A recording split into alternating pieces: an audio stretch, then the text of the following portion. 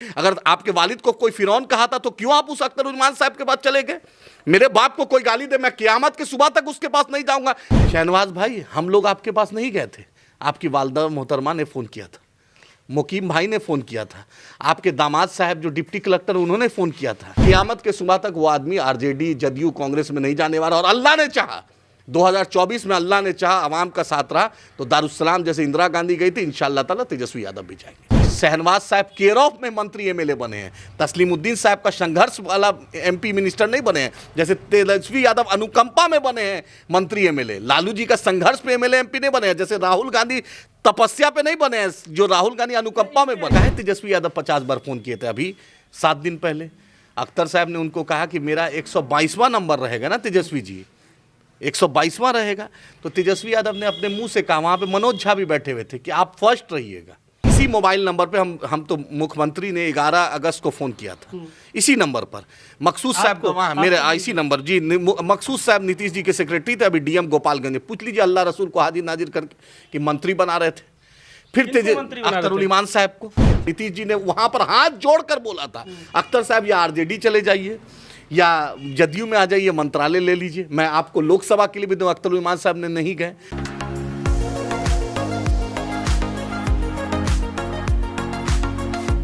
हमारे साथ एआईएमआईएम के राष्ट्रीय प्रवक्ता आदिल हसन आज़ाद जी हैं, जो युवा प्रदेश अध्यक्ष भी हैं बिहार के एआईएमआईएम के। कल ही हमने जो आरजेडी के एमएलए हैं शहनवाज साहब, जो पहले एआईएमआईएम के विधायक थे और जो अभी महागठबंधन की सरकार बिहार में गिरी उसमें आपदा प्रबंधन मंत्री भी थे, उनका इंटरव्यू किया तो उन्होंने ये कहा कि अख्तरुल साहब राजद में जाने में इंटरेस्टेड हैं, वो अर्जियाँ दे रहे हैं टेबल के नीचे से, अभी बात चल रही है और 24 या 25 चुनाव तक उन्होंने ऐसा कहा कि हो सकता है कि वो ज्वाइन कर लें। तो हमारे साथ एआईएमआईएम के प्रवक्ता हैं, इनसे ये चीज़ कंफर्म करेंगे कि क्या चल रहा है पार्टी के अंदर।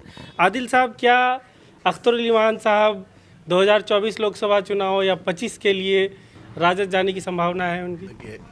जिसमें ईमान है उसका नाम अख्तरुल है, और क़यामत के सुबह तक अख्तरुल साहब कहीं नहीं जाएंगे इंशाअल्लाह ताला।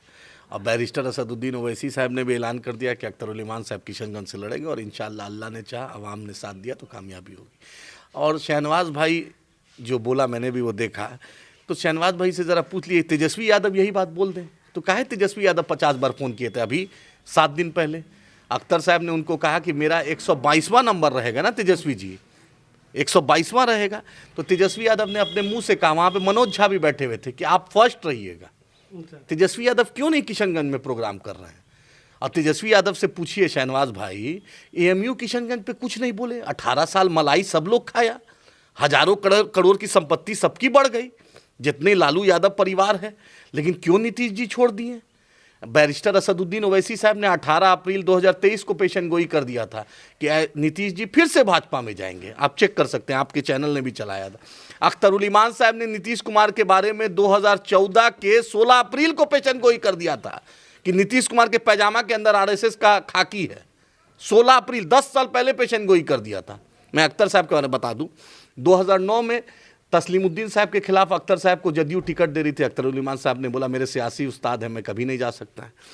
2014 में नीतीश जी की टिकट लिया, उस वक्त भाजपा के साथ नहीं थे नीतीश जी, तब अख्तरुल साहब ने, क्योंकि 2099 में हुआ था कि तस्लीमुद्दीन साहब मरहूम और मौलाना असरुल कासमी साहब मरहूम दोनों चुनाव लड़े थे और शहनवाज हुसैन जीत गए थे बीजेपी से, इसलिए अख्तरुल साहब 14 में नहीं लड़े। 2015 में लालू जी फोन किए थे कि अख्तर तुमसे कोई मामला नहीं, आ जाओ मेरे प्यारे, तब भी नहीं गए अख्तर साहब। 14 में नीतीश कुमार जी ने ऑफर दिया था कि लोकसभा हार भी जाइएगा, क्योंकि अख्तरुल साहब ने रिजाइन किया था। आप भी अगर रिजाइन कर दे तो आप पर हम कुछ नहीं बोलते, रिजाइन कर दीजिए, तेजस्वी यादव के कंधे पे चढ़ के विधानसभा चले जाइए, कोई दिक्कत नहीं है, जोकी के अवाम फैसला ले लेगी, हमें उस पर कोई नहीं होगा। लेकिन अख्तरुल साहब ने रिजाइन किया था, सभी लोग को हम बताना चाहते हैं। तो रिजाइन करना तो उनकी मजबूरी थी। यहाँ पर आपके 5 में से 4 एमएलए चले गए, तो एक तरीके से हम इन चारों को भी बोलना, पार्टी ही उधर चला गया। मेरी नहीं, पार्टी नहीं गई है, 4 विधायक चले गए, तो मेजर पार्टी जो है नहीं, पार्टी नहीं जाती है, वो विधायक गए हैं, पार्टी कभी नहीं गई। एक पंचायत अध्यक्ष भी बतला दीजिए कि कहीं का गया हो। मैं कह रहा हूँ जब विधानसभा के अंदर पार्टी का जो स्ट्रेंथ है, हाँ, 5 में से 4 चले गए, तो विधानसभा के अंदर अच्छा, पार्टी चली मैं गई। आपको बता, इसी मोबाइल नंबर पे हम तो मुख्यमंत्री ने 11 अगस्त को फोन किया था, इसी नंबर पर मकसूद साहब को, वहाँ मेरे इसी नंबर जी, मकसूद साहब नीतीश जी के सेक्रेटरी थे, अभी डीएम गोपालगंज। पूछ लीजिए अल्लाह रसूल को हाजिर नाजिर करके कि मंत्री बना रहे थे।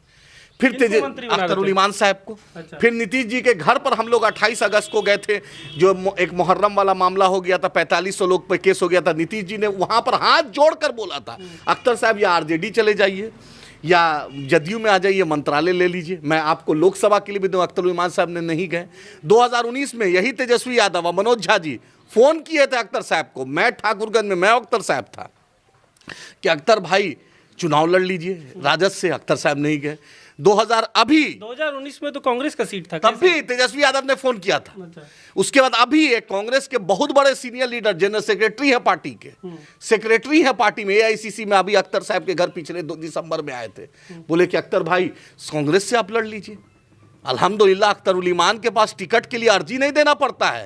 और बता दीजिए कौन आए थे? हम नहीं, क्या नाम बताएं बेचारा, नहीं हम नाम नहीं बताएंगे। क्या है, सुनिए क्या बोले वो बेचारे का, वो होगा फिर जावेद साहब से दुश्मनी हो जाएगी।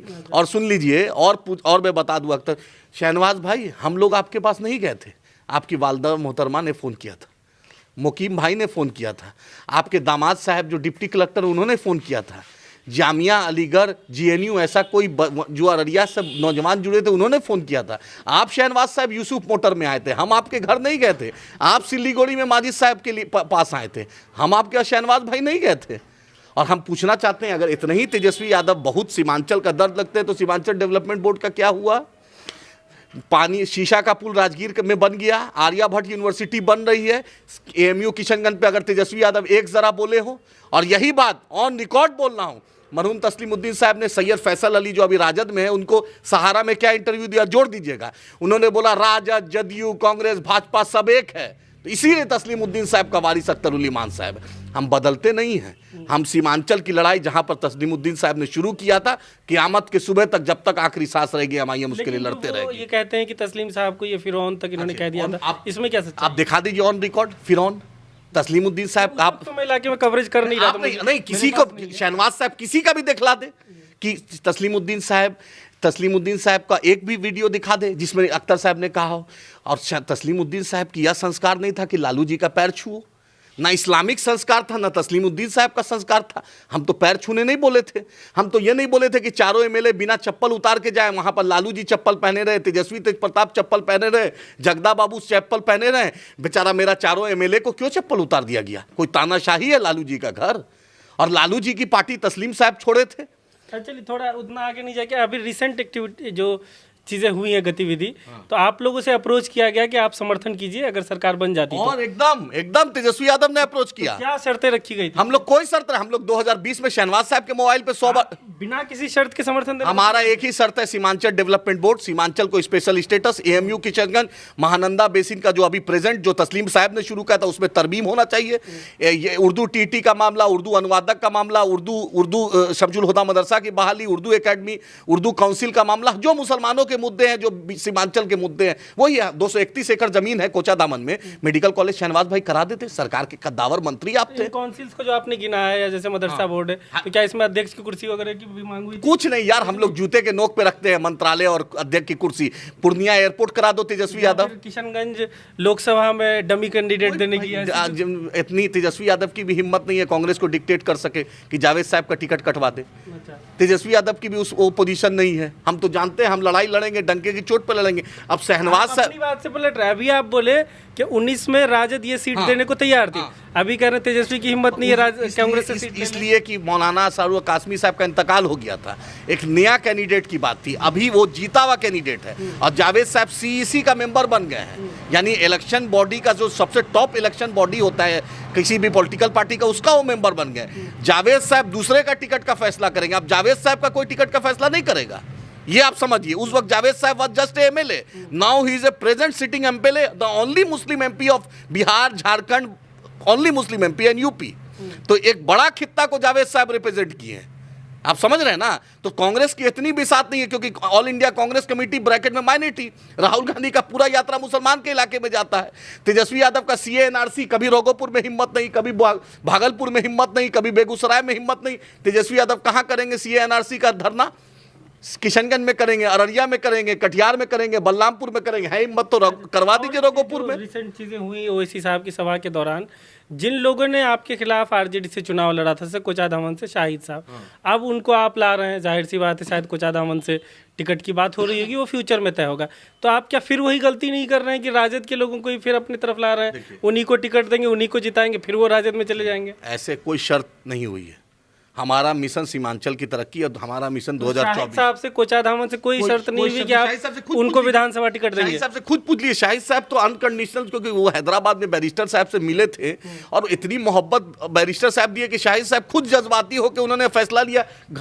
घर में बड़ा पोस्टर लगाया मैं बैरिस्टर साहब का। बाकी 4 लोग भी मोहब्बत में ही आए थे उस वक्त, लेकिन चले गए। शहनवाज साहब आए थे, उनकी वालदा ने फोन किया था, क्योंकि अख्तर साहब पर। शहनवाज साहब के आगे और बात करें अगर, इजहार रस्फी साहब हो गए, अंजार नईमी साहब हो गए, रुकनुद्दीन साहब हो गए, ये लोग भी तो जब आए थे तो यही मोहब्बत थी ना सदर साहब के लिए, आपके ओवैसी साहब के लिए।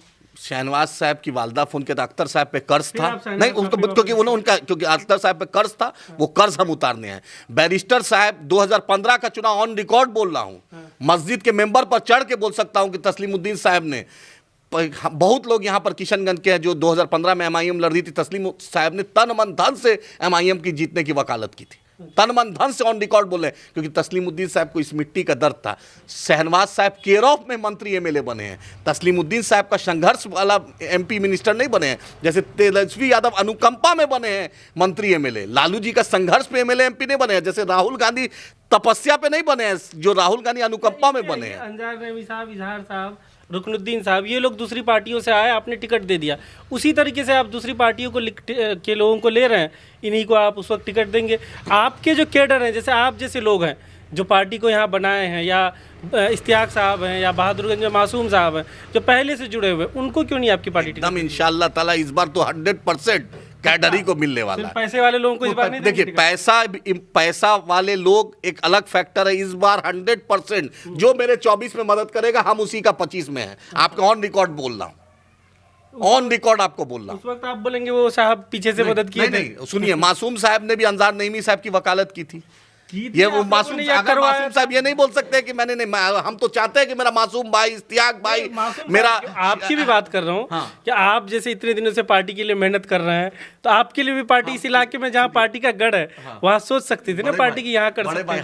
हम झंडा ही उठाने में खुश है, हम इसी में खुश है। हम, मेरा ये तमन्ना है, झंडा उठाने, दरी बिछाने उसी पे हम एमआईएम का झंडा उठाने, अल्लाह से दुआ करते हैं अपनी जिंदगी के आखिरी सांस में एमआईएम में रहूं। 243 विधानसभा, 40 लोकसभा, 101 अनुमंडल, 38 जिला और 8,500 ग्राम पंचायत में एमआईएम पहुंच जाए। बैरिस्टर असदुद्दीन ओवैसी साहब, अकबर साहब, अख्तरुल ईमान का साहब का पैगाम पहुंच जाए, आदिल हसन एमएलए एमपी बन गए। बलरामपुर से भी आदिल हुसैन नहीं लड़ेंगे? कोई मेरा कोई तमन्ना नहीं है, अगर नहीं कोई तमन्ना नहीं, ऑन रिकॉर्ड बोल रहे हैं। 2 बार लड़के थक गए? थके नहीं, हम तो चुनाव, अगर जब पार्टी, मेरे लिए पार्टी फर्स्ट है, वो जरूर एमएलए एमपी एक बड़ा प्लेटफॉर्म है, लेकिन for me party is my priority, MLA MP is not my priority. एकदम क्लियर स्टैंड है। और शहनवाज भाई को बोलिए कि आपदा मंत्री रहे हैं, तेजस्वी सरकार में रहे हैं, जरा तेजस्वी यादव बतला दे कि इस सीमांचल पे व्हाइट पेपर जारी कर दे, तब समझेंगे कि बहुत इनकी सरकार में दम है। और फिर हम ऑन रिकॉर्ड, जब तेजस्वी जी का फोन आएगा, आप सरबजीत जी मंत्री रहे हैं इनका, आलोक मेहता मंत्री रहे हैं, ललित यादव मंत्री रहे हैं, सुरेंद्र यादव मंत्री रहे हैं, ऑन रिकॉर्ड विधानसभा में अख्तर साहब को दावत दे रहे हैं। ऑन रिकॉर्ड आप विधानसभा का वीडियो चेक कर लीजिए, तेजस्वी यादव के चैम्बर पे इन लोगों ने दावत दिया। अख्तरुल ईमान साहब का उतना कद हो गया है ना कि टिकट बांटने में सबसे ज़्यादा सीमांचल की और किशनगंज की आवाम का शुक्रिया। कल तक पटना में और दिल्ली में दरबारी लोग टिकट के लिए करते थे, आज आपका बेटा, कोचाधामन का बेटा, टिकट बांटने में है, अल्लाह का करम है। और शहनवाज भाई, आप ये नहीं बोलिए आपको तेजस्वी यादव ने दरवाज़ा बंद कर दिया था, ये एमआईएम और बैरिस्टर असदुद्दीन ओवैसी साहब, अख्तरुल ईमान साहब ने आपको दिल से गले लगाया है। और हम भी बहुत बात जानते हैं, आपने दारुसलाम में जो ओवैसी साहब के बारे में, जो एमआईएम के बारे में, जो अख्तरुल ईमान साहब के बारे में जो कसीदा पढ़ा था, वो वीडियो जरा जुड़वा देंगे। अगर आपके वालिद को कोई फिरौन कहा था तो क्यों आप उस अख्तरुल ईमान साहब के पास चले गए? मेरे बाप को कोई गाली दे, मैं कियामत की सुबह तक उसके पास नहीं जाऊंगा, चाहे एमपी एमएलए कुछ नहीं। यानी मतलब के लिए आप गए, आपके वालिद मोहतरम को कोई गाली दे और आप उसके बाद चले जाइए कि टिकट के लिए, मैं थूक दूंगा उस टिकट को, मैं एमएलए एमपी नहीं बनूंगा लेकिन अपने अना से समझौता नहीं करूंगा। तो शहनवाज साहब आपसे यही गुजारिश है, सच बोलिए। अख्तरुल ईमान साहब को बैरिस्टर साहब और तस्लीमुद्दीन साहब, मुझे याद है जब तस्लीमुद्दीन साहब का इंतकाल हुआ था, बैरिस्टर साहब ने कहा कि सीमांचल और बिहार आज यतीम हो गया है। ये हमारे नेता का कॉल है और अख्तरुल ईमान साहब ने हमेशा तस्लीम साहब की इज्जत दी और क़यामत के सुबह तक वो आदमी आरजेडी, जदयू, कांग्रेस में नहीं जाने वाला। और अल्लाह ने चाहा 2024 में, अल्लाह ने चाहा, अवाम का साथ रहा तो दारुस्सलाम जैसे इंदिरा गांधी गई थी, इंशाअल्लाह ताला तेजस्वी यादव भी जाएंगे।